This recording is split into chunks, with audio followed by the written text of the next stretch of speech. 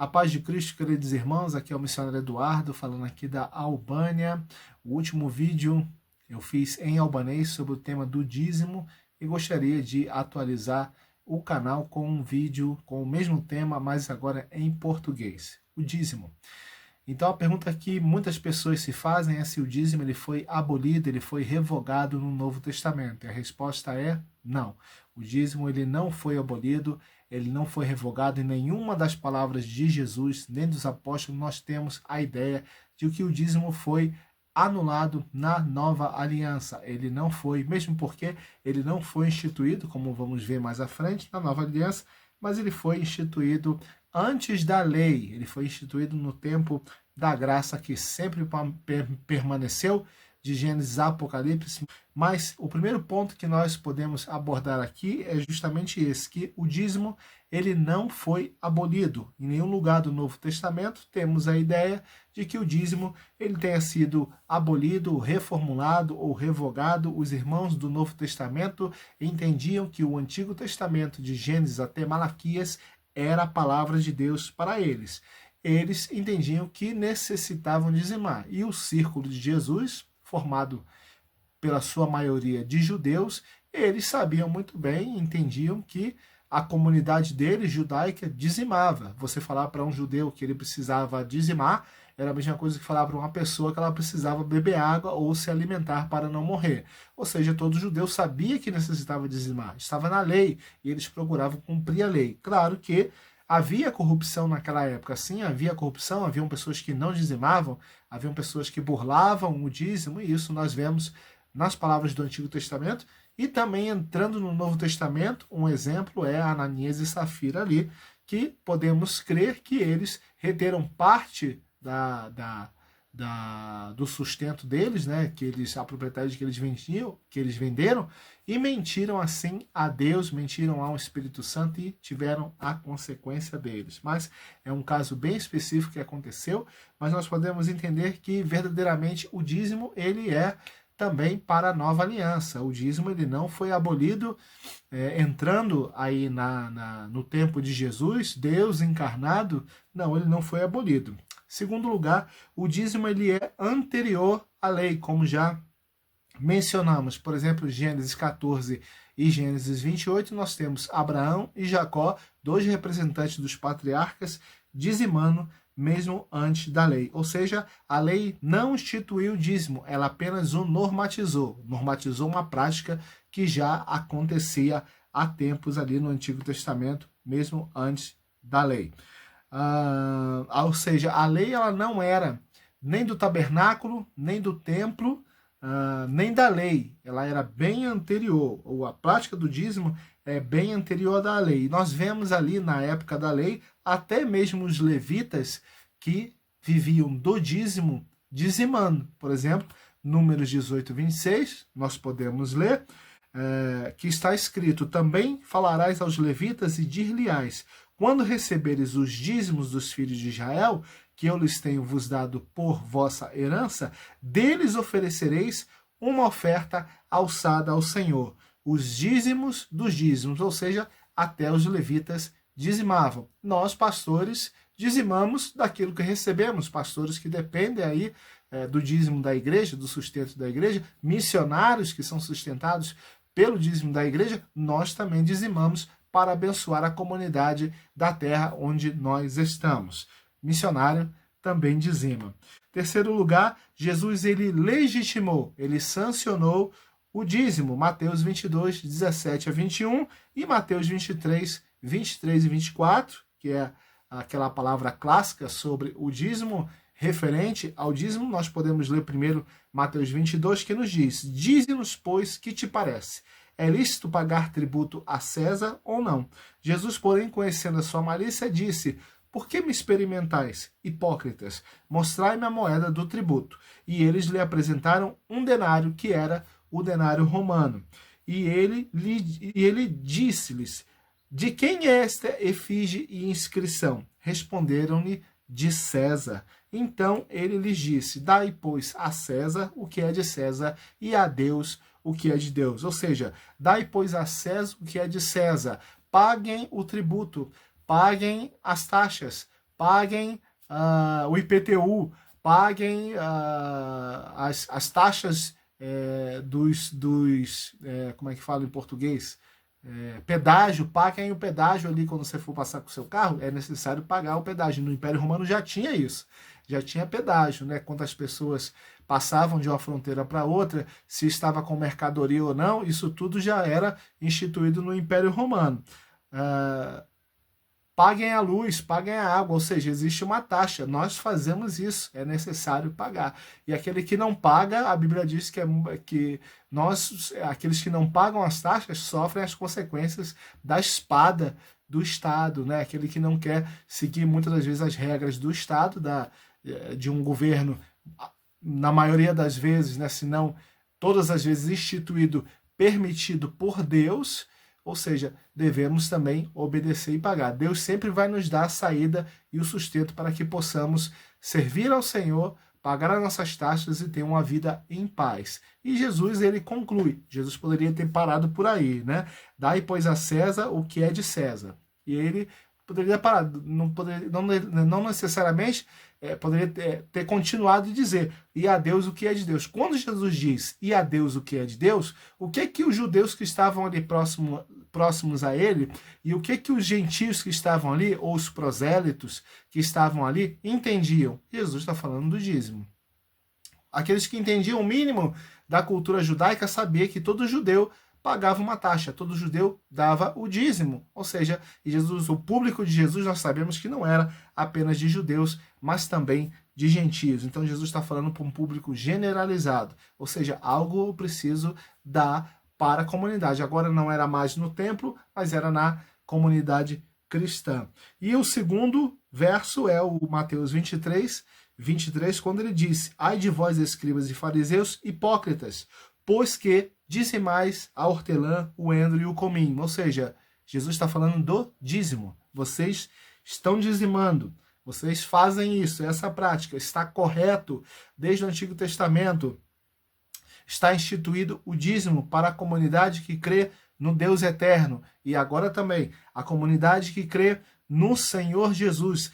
A igreja do Senhor, nós vivemos em comunidade, nós necessitamos do recurso, nós necessitamos de algo para nos autossustentar. Então Jesus está dizendo, vocês dizimam a hortelã, o endro e o cominho, mas vocês negligenciam o mais importante da lei, que é o juízo, a misericórdia e a fé.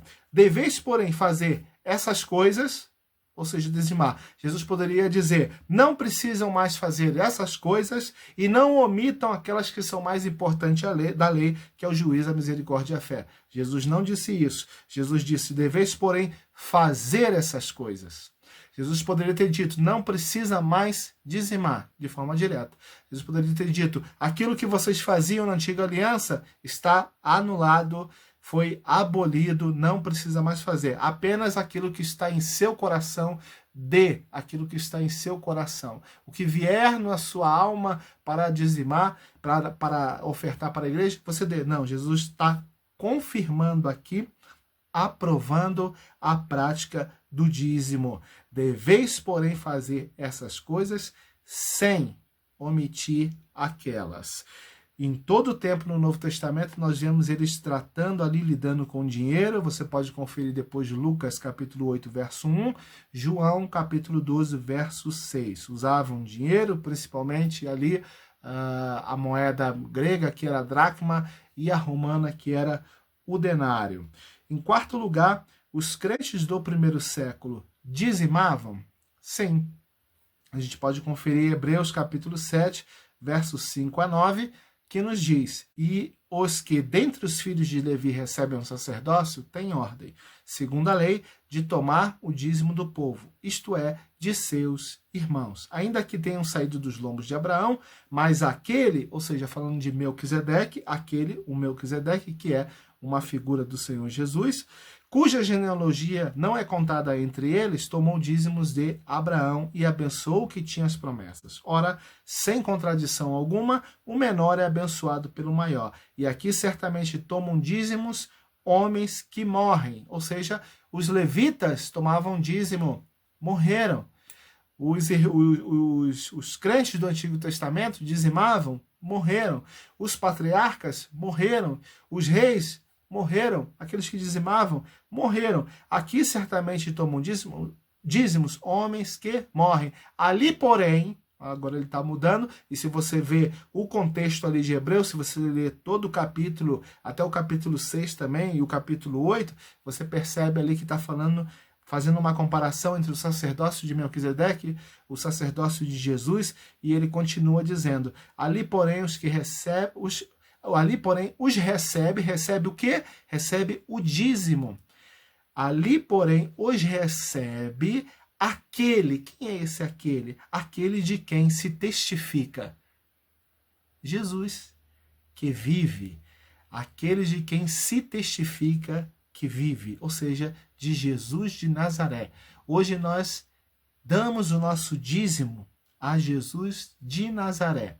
É ao Senhor Jesus. Não é mais a Melquisedeque, não é mais aos levitas, mas é ao Senhor Jesus para ser compartilhado na igreja do Senhor. O dízimo é santo. Quando nós damos o dízimo, nós estamos dando algo que é santo, que vem do Senhor. Se nós cremos no Antigo Testamento, que é palavra de Deus, como nós cremos, e no Novo Testamento, nós entendemos que o dízimo é santo e é válido ainda. Não, o Novo Testamento não aboliu o dízimo. Quem dizima, pastor, recebe bênção do Senhor, baseado lá em Malaquias? Com certeza. Existe uma bênção para o dizimista. E não vale a pena lembrar o texto de Malaquias 3,10, que diz, trazei todos os dízimos à casa do tesouro, para que haja mantimento na minha casa, e depois fazei prova de mim. Nisto, diz o Senhor dos Exércitos, se eu não vos abrir as janelas dos céus e não derramar sobre vós uma bênção tal, até que não haja lugar suficiente para recolherdes. O dízimo é santo, é do Senhor. Levítico 27:30. Também todas as dízimas do campo, da semente do campo, do fruto das árvores são do Senhor. Santas são ao Senhor. O dízimo é santo. As pessoas às vezes complicam muito, né? O dízimo é ou não é do Antigo Testamento? Jesus não deu nenhuma ordem dizendo, né? Todos devem continuar dizimando, tanto judeus como gentios. Não tem nenhuma ordem parecida, né? Mas está lá, Jesus está confirmando, está aprovando o dízimo dos versículos que nós lemos. Também não tem nenhuma palavra no Antigo Testamento ou no Novo Testamento dizendo, todos vocês devem adorar a Trindade, que é o Pai, o Filho e o Espírito Santo. Mas a doutrina da Trindade está lá, assim como a do dízimo está lá. Ou seja, está lá no Antigo e no Novo Testamento, o dízimo é para a Igreja universal. Não estou falando dos nossos irmãos universal, né? A Igreja universal no sentido de igreja mundial. Ou seja, o dízimo é para nós, é para a igreja, né? Nós temos também a circuncisão, por exemplo, né? A circuncisão, sim, a circuncisão ela foi reformulada, ela foi mudada, o conceito, a ideia foi mudada, a prática foi mudada. Embora Paulo tenha circuncidado uma pessoa ali no Novo Testamento, e Deus não o condenou por isso. Ou seja, ele estava cumprindo a lei, não tinha problema. A lei é boa e o mandamento é bom, justo, não é? É isso que o apóstolo Paulo disse lá em Romanos. Ou seja, a lei é boa se você usar dela legitimamente. Hoje vivemos pela graça, nesta legitimidade da graça de Deus. E agora, ou seja, Paulo disse ali sobre a circuncisão, em vez dele falar que nós devíamos continuar o Senhor Jesus a circuncidar os nossos filhos? Não, a circuncisão agora é aquela que vem do coração, né? No âmago da nossa alma. Ou seja, é isso que o Novo Testamento vem a ensinar acerca da circuncisão. Eu sou obreiro, sou trabalhador, sou pastor, sou presbítero, sou diácono e eu não dizimo e eu entendo que eu não devo dizimar. Eu serei abençoado mesmo assim? A bênção do Senhor em relação ao dizimista? Não. Agora, nós vivemos nesse mundo e já somos abençoados porque Deus já nos deu tudo, né? Deus já nos deu o que comer, Deus nos deu a chuva, Deus nos deu o ar que respiramos, Deus nos deu força para trabalhar. Você pode trabalhar, você pode ser crente, trabalhar, ter uma vida abastada, ser uma pessoa de recursos, abençoada no sentido... não no sentido espiritual, mas no sentido de força de trabalho do seu braço, você pode ser uma pessoa assim abençoada nesse sentido, mas a bênção espiritual e a promessa bíblica em relação ao dizimista, se você não é dizimista, não está sobre você. Não está. Ou seja, você não tem saúde espiritual financeira se você não é dizimista. Isso é uma verdade. A Bíblia diz claramente, todos nós devemos dizimar. Todos nós devemos dizimar. Então, isso é uma verdade. Agora, às vezes as pessoas falam, né?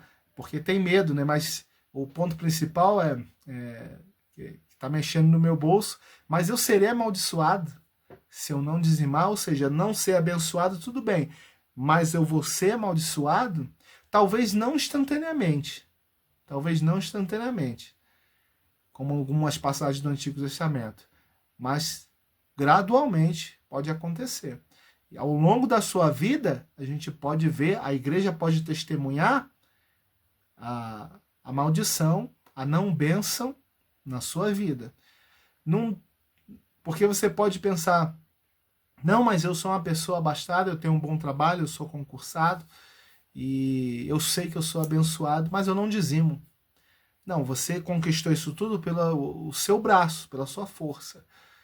Você não tem saúde espiritual, financeira, porque você não dizima. É diferente.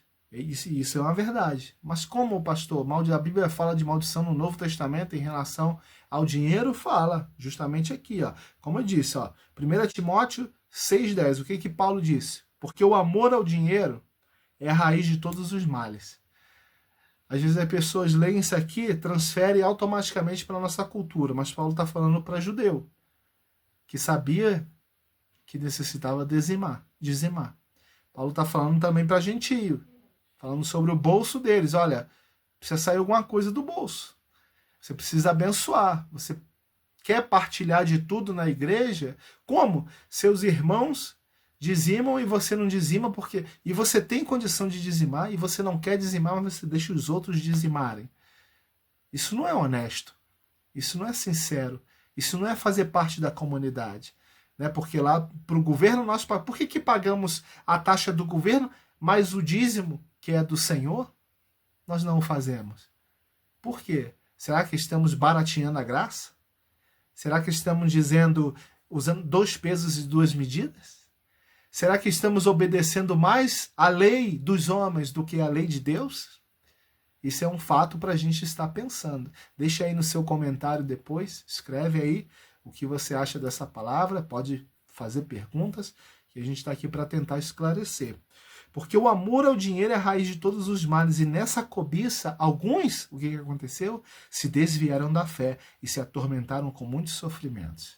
Às vezes, a gente vê na vida de uma pessoa, um crente materialista, ganancioso, a consequência, não instantaneamente, mas gradualmente.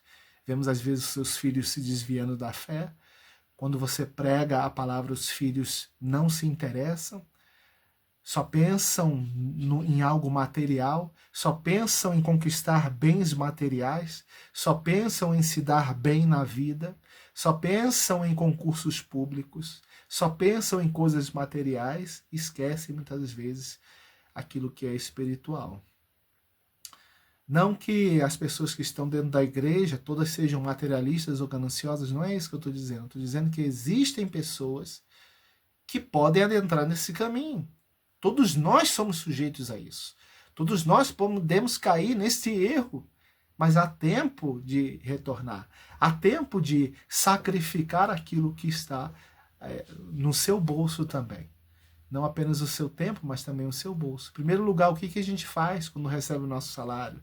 O dízimo. Não é não. Depois eu vou separar aqui as contas para pagar, vou separar quantas vezes eu vou sair com a minha família, o valor do restaurante do mês, depois eu penso no dízimo. Não, em primeiro lugar, primeiro as dízimas do teu trabalho. Primeiro o dízimo. Não, pastor, isso não é possível, a igreja é saudável. O apóstolo Paulo, ele disse certa feita que ele sofria, né? Sofreu naufrágios, lutas, e ele também sofreu entre falsos irmãos. Nós incorremos o risco de ter um amor não sincero, como ele disse em Romanos também. Que vós não tenhais amor não fingido. Lembra do que o apóstolo Paulo diz? Então nós incorremos nesse erro também.